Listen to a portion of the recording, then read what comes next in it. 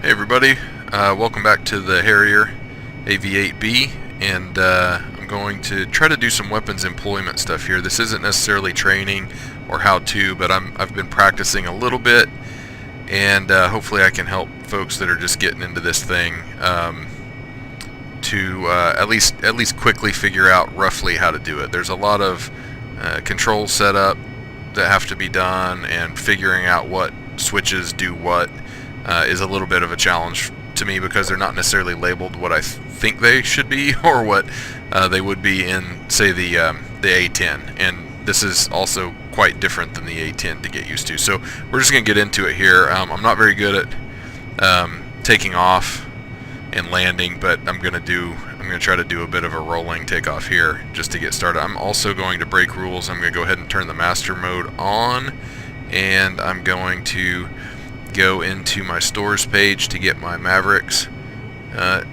cooling. We got standby down here.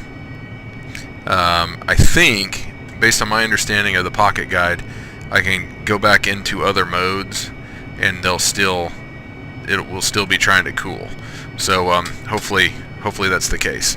So we're going to adjust our flaps, and we're going to adjust our nozzle, and I think I'm a little bit heavy to actually take off, so I'm going to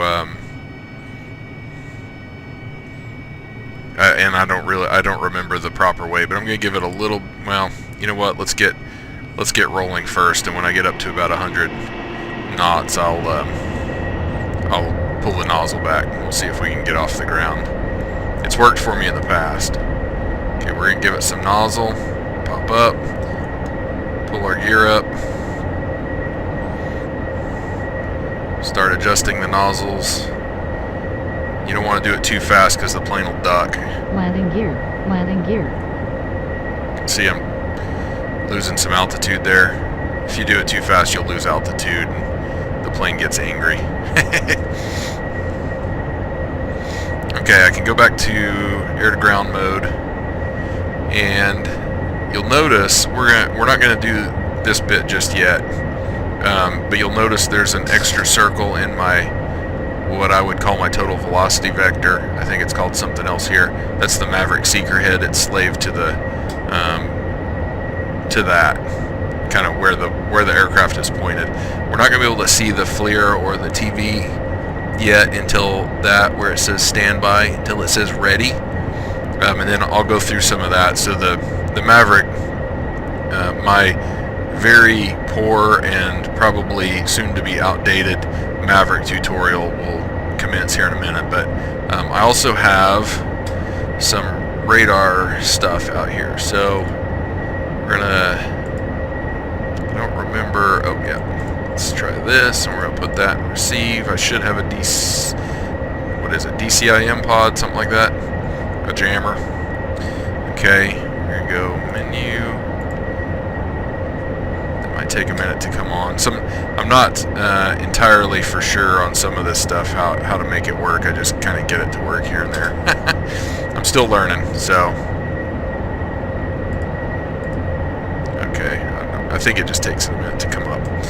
Okay, so somewhere over here there's an SA-8, and we'll go see if we can find it.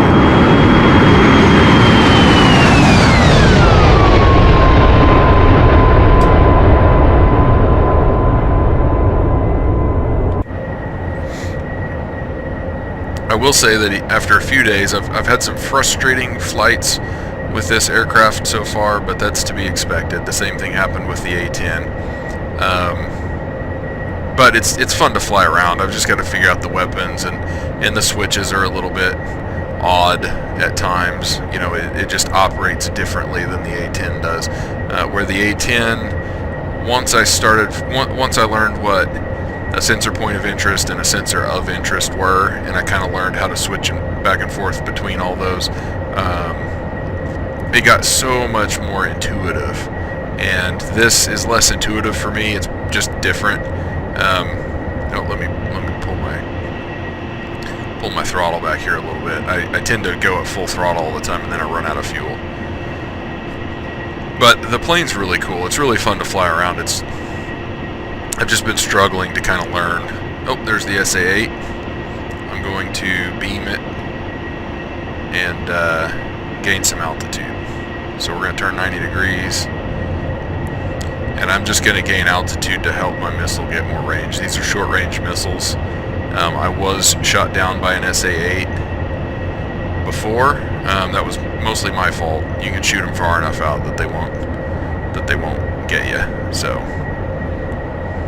we're going to go back into full throttle, and I'm just going to climb a little bit here while I talk. We're still waiting on those sensors to cool down on the Mavericks, but I can select my sidearms by hitting 2 or 6. Those are the stations they're on. So station 1 and 7 are AIM 9s. You don't have to select those, and I'm going to talk about that again here in a minute.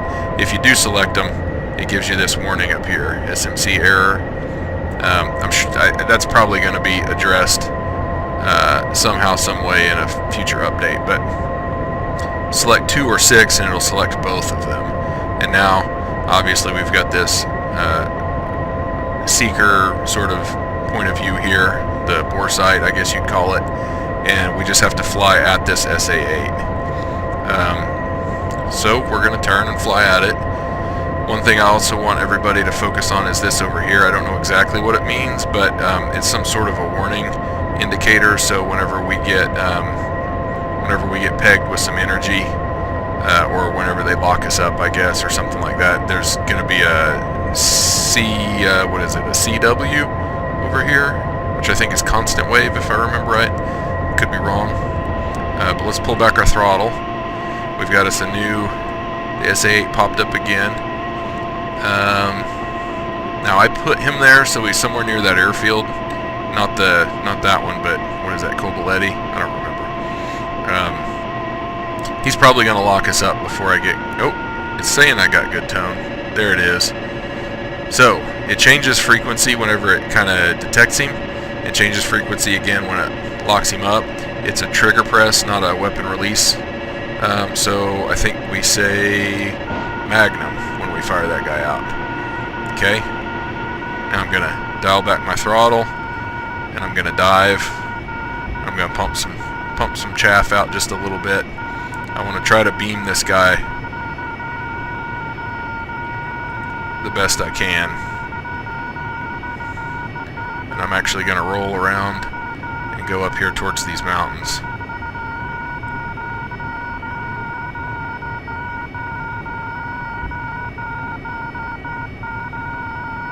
Still trying to beam him the best I can. I'm not exactly beaming, but there, I think we got him. Got a hit over there. He's still showing up on my radar for a minute, but some things it takes a minute for this thing to update. He disappeared off my radar. Probably he took a hit and it just took him a minute to blow up. Maybe. I don't really know. Okay. Now sometimes your sidearm, like I fired them too early before and they blow up right out in front of me. I'm going to try to demonstrate that once we get up out of this mountain, or this valley I should say.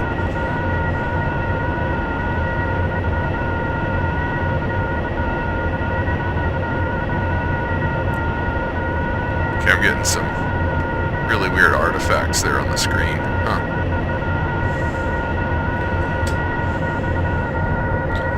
Now another thing, well, I'll just try to demonstrate that real quick. I'm just going to fire this missile. I don't know if it'll launch without some kind of a target, but we'll try it. And it should blow up right out in front of me. Yep, there it goes. So you'll see that if it's got pretty much nothing to shoot at, you'll see that kind of a deal. And you'll know you messed up. Let's go back to IRMV. It says ready. So now what you've got to do is you've got to uncage it. Now I have that mapped currently, and I'm going to change that I think soon, but I have it mapped to China hat forward on my HOTAS on my Warthog throttle. So we're going to push that forward, China hat forward, And now you can't slew it. I'm trying to slew it right now, but I'm actually not going to slew it for a minute. But if you wanted to slew it, you would have to push your sensor selector switch up or forward, which I have on my DMS up on the HOTAS Warthog. So you're gonna have to map these where whatever makes the most sense. But I've tried slewing around, and actually I have my up and down backwards at the moment, so it makes it really hard. And I've got to change my lock button, which is the TDC action command in your list, and I have it mapped to my China hat aft. And I'm going to change those up because I thought of a possibly a better way to do it. Instead of China hat aft, that one just kind of makes it hard to slew around. So what I think I'm going to do is use my countermeasure switch on my stick to do my my TDC slew in action, because it has a down press option. And okay, what we're going to do is I'm going to try to just fly this thing at my target and lock it that way. So basically I got to put that total velocity vector where I want it. Nope, never mind. It's just locking onto random things. So I'm going to have to push sensor select forward and then move this down and try to lock. And I know, oh actually, okay, so that's a fuel truck. I don't really want that. There we go. Rifle. So that was a tank. And there's another tank right there, and it locked automatically on that one. So rifle. Okay. Let's gain some distance. Oh, I don't like it when it freezes up. Okay. So that was actually a pretty successful missile run. I got my 2 tanks there. So that's awesome. That was my most successful Maverick run yet, because slewing in this thing is a little bit difficult for me. Now, the caveat that I'm going to throw out is I knew where those tanks were because I built this mission and I've run it a few times. And that's why I also knew that was a fuel truck there. You're not going to be that lucky in a mission that you're not familiar with. And when we're trying to be as realistic as possible, you're just not going to know. And so it's much, much harder whenever we do like an instant action mission or something like that. So I made it look easier than it's really going to be, especially for me. I flew a little bit the other night with Warlock, and it was really just ridiculous. I didn't kill anything except myself. So now, whoops. Okay. I have this mapped to DMS or TMS aft, but that's my I don't remember what you call it, but side to side is some AIM-9 modes, and back or aft is the gun. And so there's a fuel truck somewhere up here. There it is. And I actually use the nozzles to slow myself down a lot.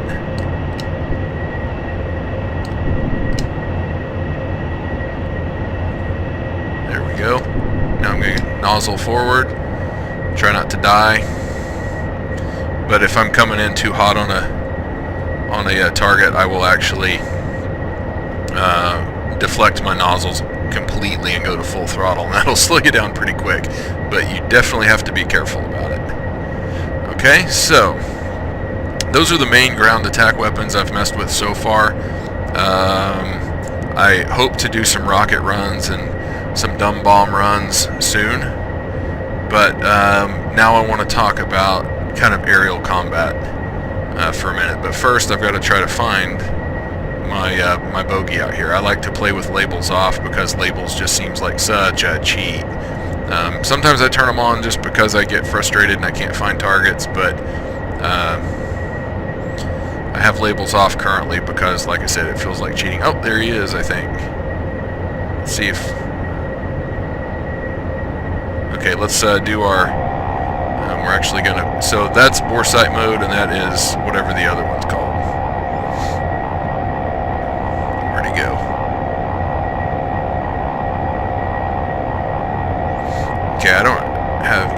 idea how close I am or exactly what direction he's headed. But that's gotta be him.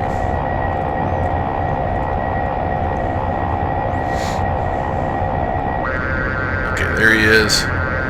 Again, it's a trigger press, not a weapon release press, so Fox whatever. I'll kind of be surprised. Oh, wow. I'm surprised that hit him. So that is a frog foot that I just shot down. A little bit easier. I went through some things very quickly, you know, a minute ago. What you're going to focus on really is master arm, your AG. You'll go into AG mode automatically whenever you pick certain things in your stores menu. I don't have the INRV right now set up. You can see it says arm safe. I didn't go in through any weapons profiles whatsoever, but you can select weapon stations down here and you can program them here. I'm getting an error again because there's nothing on station 3. You don't have to choose the gun pod.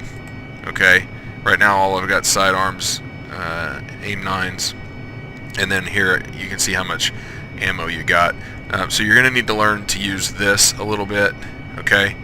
And you're going to need to learn to use your RWR, which you don't necessarily, I don't know exactly what I'm doing and all that stuff, but menu, and then you can go to menu and then EH.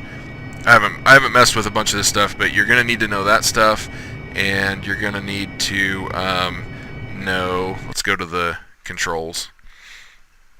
Okay, so you're going to have to map obviously your axis commands, but see that here we've got our AA mode aft sidewinder seam, AA mode down gun, AA mode sidewinder bore sight. I've been using the AA mode down gun for even my ground attack gun stuff. That's probably not correct, but that's what I've been doing. You're going to need, so far I've just used this nose wheel steering thing. I just used my nose wheel steering pinky button just like I do in the A10, but this is also your AG target undesignate, okay, and your field of view toggle. You're going to need to know that button or have that button mapped to do weapons employment. You're also going to need all of your sensor select buttons. So we've got sensor select aft, sensor select forward, left, right, and down. So forward, you can see it says IRMV. That's what you have to hit to slew your Maverick before you can slew your Maverick around. This down button I haven't messed with yet. I haven't messed with the TGP much yet, and there's not a lot of information on it in the pocket guide, so I don't really know how. I'm going to play with that a little bit, but I haven't yet. So, but you're going to need to know all of those, and I've got to play with them a bit to understand them better. You're going to need to have, let's see here, that's those. Oh, nope, that's waypoint increment. Definitely cage uncage if you want to use the Mavericks. You're going to have to do that. You're going to need TDC down action, and you're going to need your slew commands. TDC left, right, aft, and then your down command, which I've been using the coolie hat on the HOTAS, but I might use the mic switch or something like that. I'm not quite sure, but you're going to need to know all those and have all those mapped, and that's about it. So I'm going to shut it off for now, and hope you guys learned something and enjoy, and happy flying.